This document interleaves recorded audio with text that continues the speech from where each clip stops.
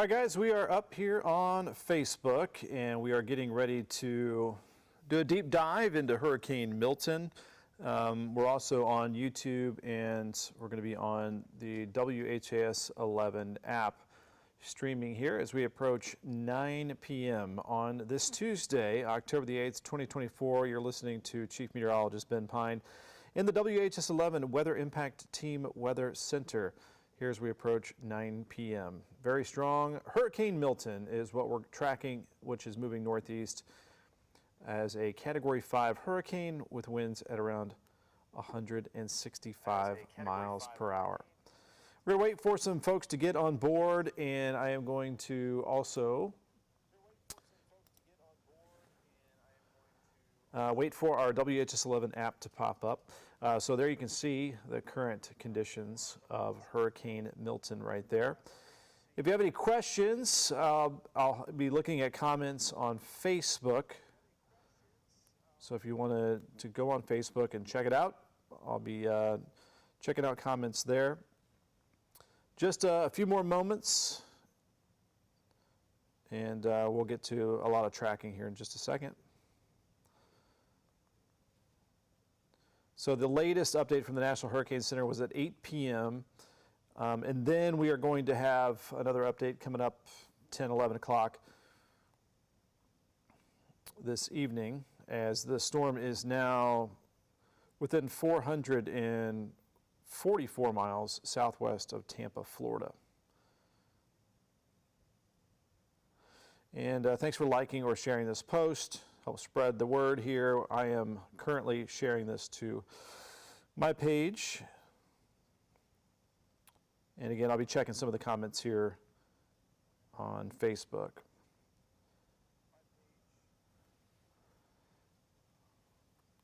And we will get going here again very, very shortly. All right, we are live on WHAS 11 Plus, and we are live on Facebook. Hey there, I am Chief Meteorologist Ben Pine here in the WHAS 11 Weather Impact Team studio. And this is October 8th. It is a Tuesday, and we are right at 9 p.m. So we're going to cover, of course, Hurricane Milton. This storm, unlike Helene, will have no impact on weather around Kentucky and Indiana, where we are broadcasting live here from.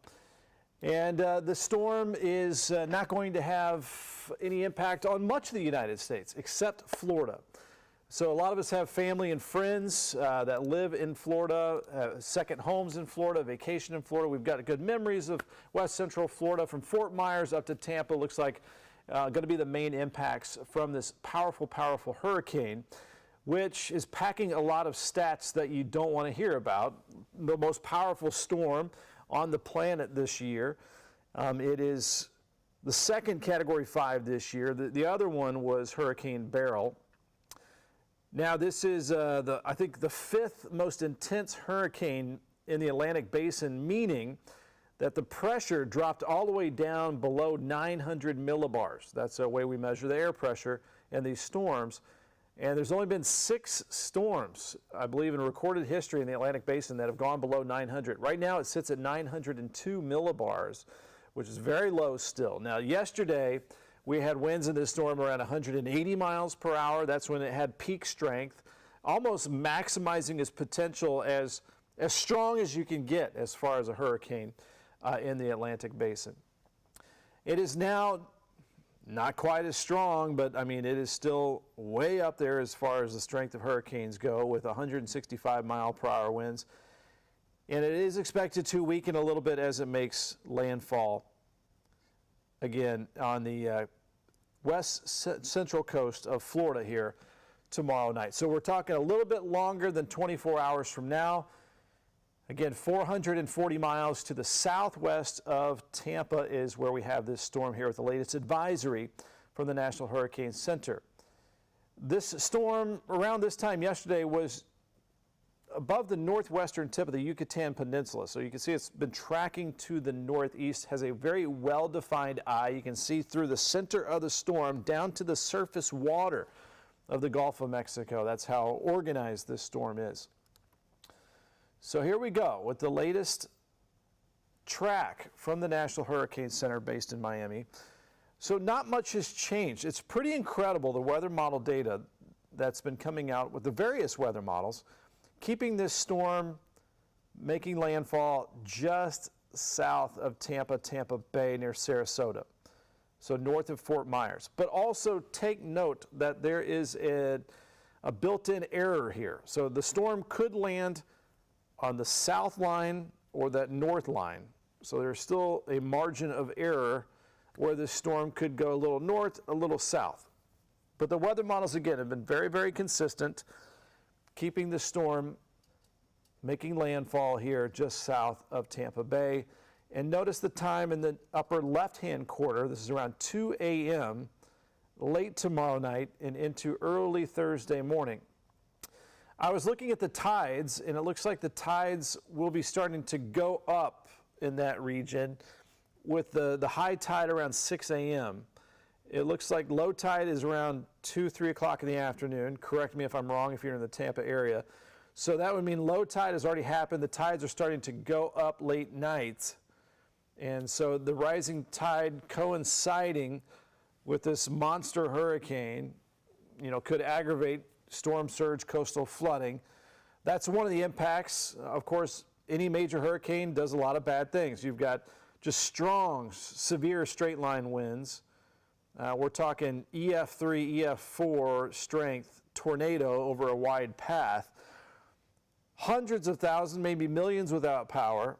And then the storm could stay as Category 3 strength as it moves through central Florida, possibly impacting much of the Orlando metropolitan area. This is at 11:50 a.m.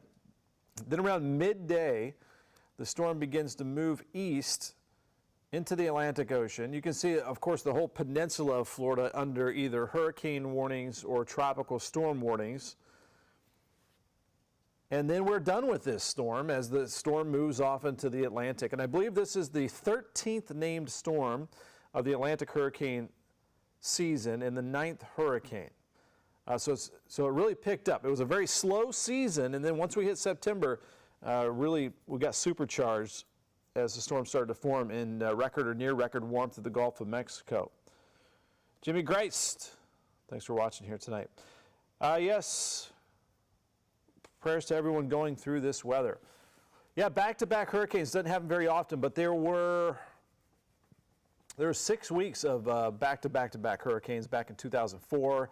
That was a bad one for Florida. And then, of course, 2005, record amount of hurricanes, the Katrina, Rita, and Wilma. Wilma, the strongest hurricane in the Atlantic Basin. And Milton, looks like it is right around the 5th strongest, most intense. You demand, Jim, you demand.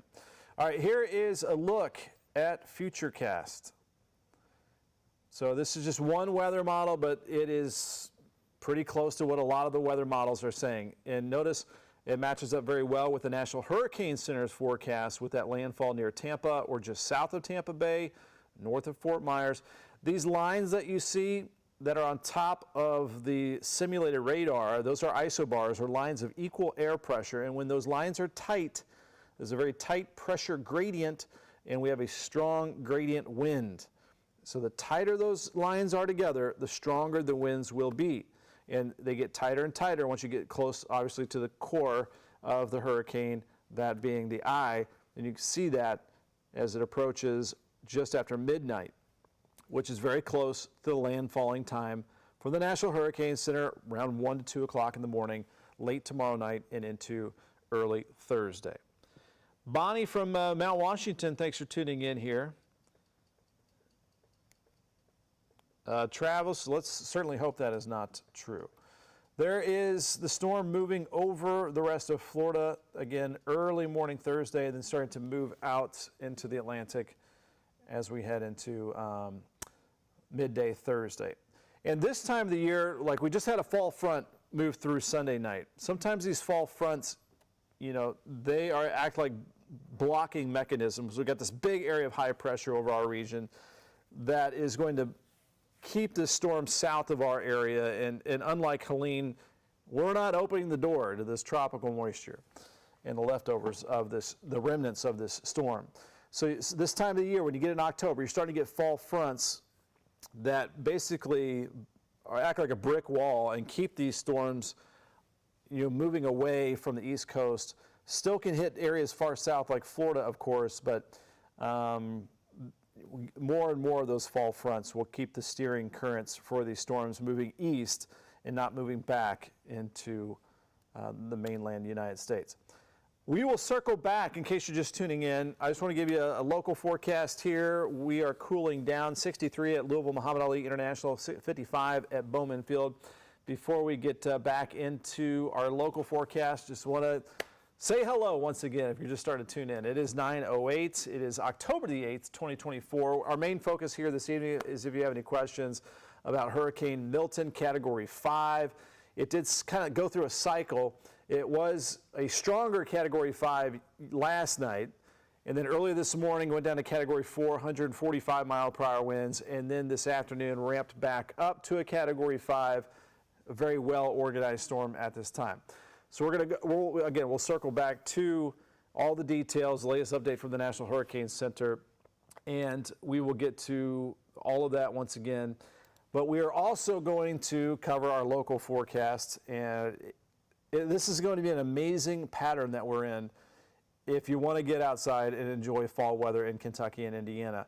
Today is day 9 of dry conditions across the area, and it looks like we're going to be heading into maybe 19, 20 days of dry weather in a row. Just an incredible weather pattern here for us as a big area of high pressure sets up over the region.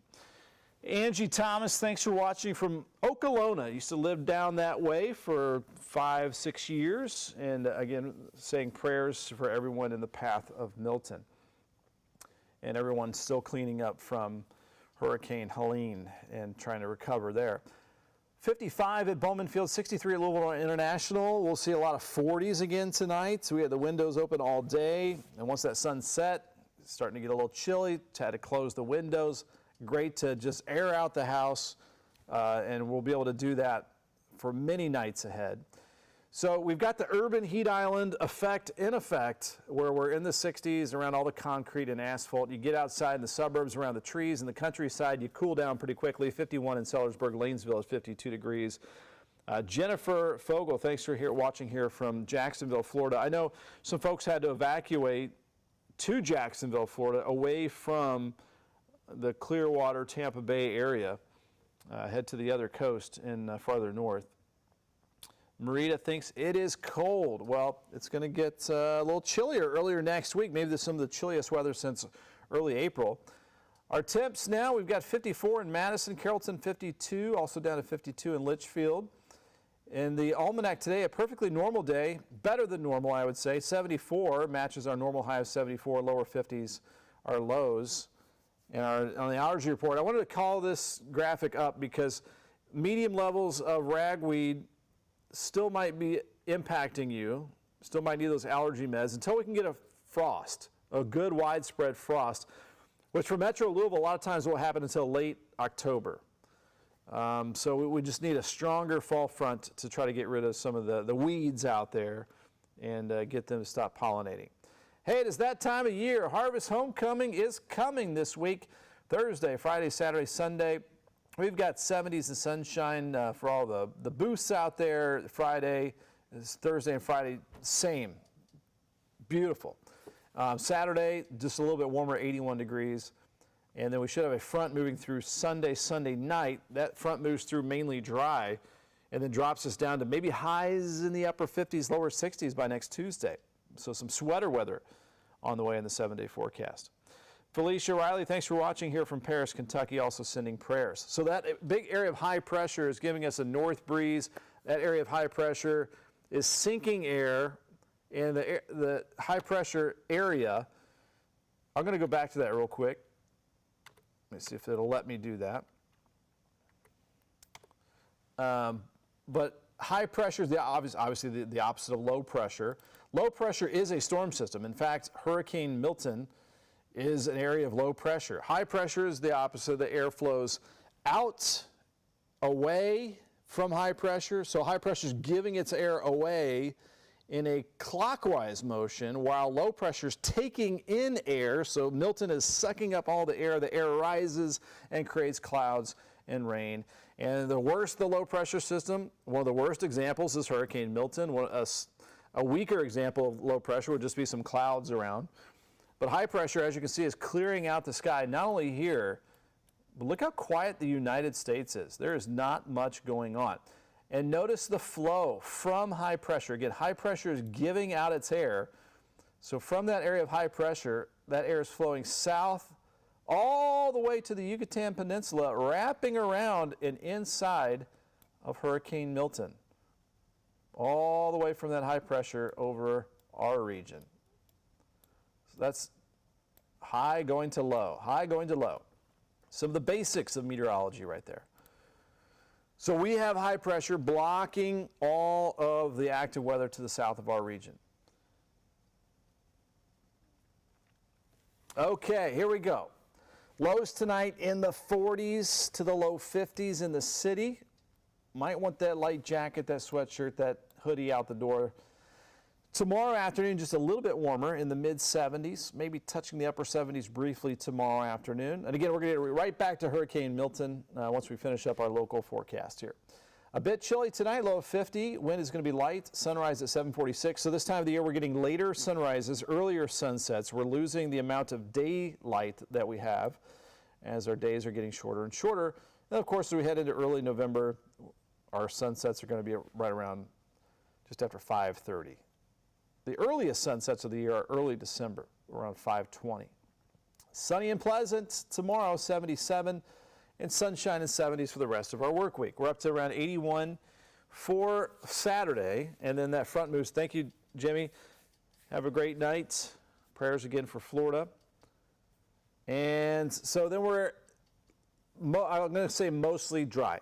Perhaps a sprinkle in a couple spots as this mostly dry front moves through Sunday night. But notice our temperature drop here. We're down to 49 Sunday night, 65 your high Monday, down to 44 Monday night, and then touching around 60 for the highest temperature on Tuesday. That would be some of the coolest air that we've had around Kentucky and Indiana since April, so more than 5 months ago.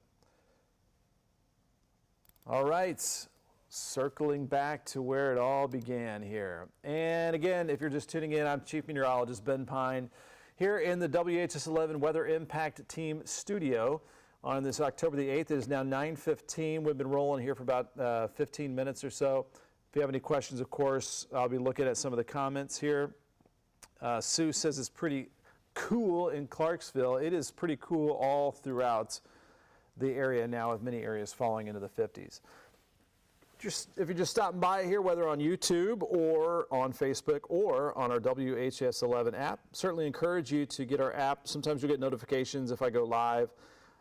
You might get notifications if something other important thing is going on, news or weather-wise. And of course, you've got a lot of news and weather tools on there as well. So the storm, you can see the motion here moving to the northeast, well-defined eye, very, very organized. The hurricane hunters have been traveling there into the storm, getting the data, sending it back to the National Hurricane Center right away, ingesting that data into the weather models. A lot of accurate data going on here. There has not been a lot of fluctuation to the forecast track. The storm is now 440, a little bit less than that, miles southwest of Tampa, Florida. 440 miles southwest of Tampa, Florida. Heading towards Tampa, moving east-northeast at 10 as a Category 5 hurricane. Remaining a Category 5. Let me stop this here. So this is still over the open waters tomorrow, Category 5 through about midday. Tomorrow is the official forecast. And then we've got landfall right off the edge there, still possibly Category 4 strength. And there's your landfall early Thursday morning, likely just after midnight. So the latest discussion from the National Hurricane Center, Milton moving towards the east-northeast at 10, we mentioned that. The northeastward motion will increase in forward speed tonight through early Thursday. On this track, so there's talking about the landfall west central coast of Florida, which we've also been talking about here, and then moving out into the Atlantic Ocean on Thursday. As we stretch out the rest of this track, there you can see that it moves out into the Atlantic Ocean by around midday on Thursday. Reports from Air Force and NOAA, National Oceanic and Atmospheric Administration, Hurricane Hunter aircraft indicate that the maximum sustained winds are near 165 miles per hour, 270 kilometers per hour with higher gusts. Milton, a Category 5 hurricane on the Saffir-Simpson hurricane wind scale. Fluctuation intensity are likely while Milton moves across the eastern Gulf of Mexico, but Milton is expected to be a dangerous major hurricane when it reaches the west central coast of Florida Wednesday night, late night.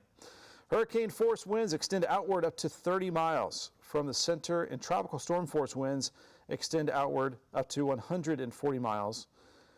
The minimum central pressure estimated right now at 902 millibars. Storm surge will raise water levels by as much as 2 to 4 feet above ground level along northern coast of the Yucatan Peninsula. So that's already been happening. So around Inglewood, Florida, 10 to 15 feet. So the water could reach the following heights above ground somewhere in the indicated areas if the peak surge occurs at the time of high tide.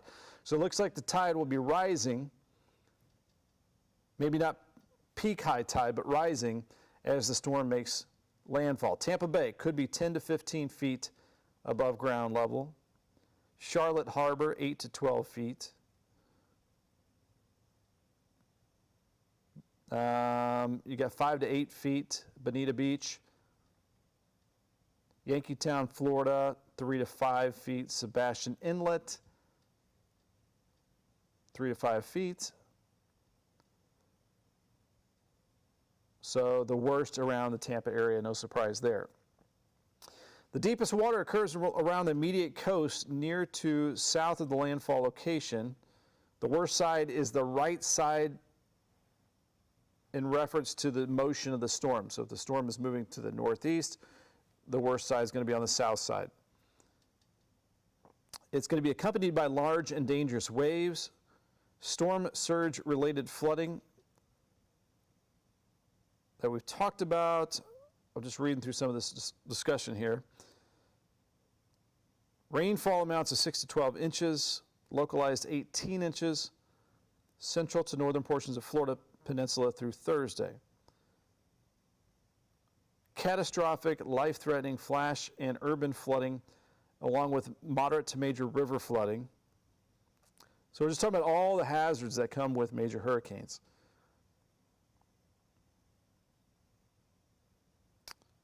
The wind.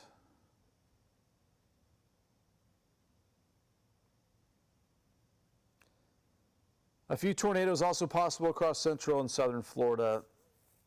So obviously we've got about 24 hours, a little bit more than that before the storm begins to make landfall. All right, the latest track we just saw, which matches up very well with a lot of the weather model data that we're getting in. Again, those are lines of equal air pressure, very tight, indicating the tight wind speeds. Very, very, very low pressure. Lower the pressure, stronger the storm. And this, I believe, the 5th lowest pressure in the Atlantic Basin history. That's why it is a very strong Category 5 hurricane. Clock in the upper left-hand corner indicates the eye making landfall just after midnight tomorrow night. And then the storm moving over central Florida. And that pretty much wraps up all that we know about Milton here on this Tuesday evening. As we mentioned, the storm is, we're looking at 9:22 p.m., so we're looking at maybe about 27, 28 hours before this storm makes landfall in west central Florida. We really do wish all the folks down there the very best and stay safe. Thoughts and prayers, not only from me, but all the people that have been watching here and posting some comments. It is a beautiful area down there. A lot of us have great memories all along the coast of Florida.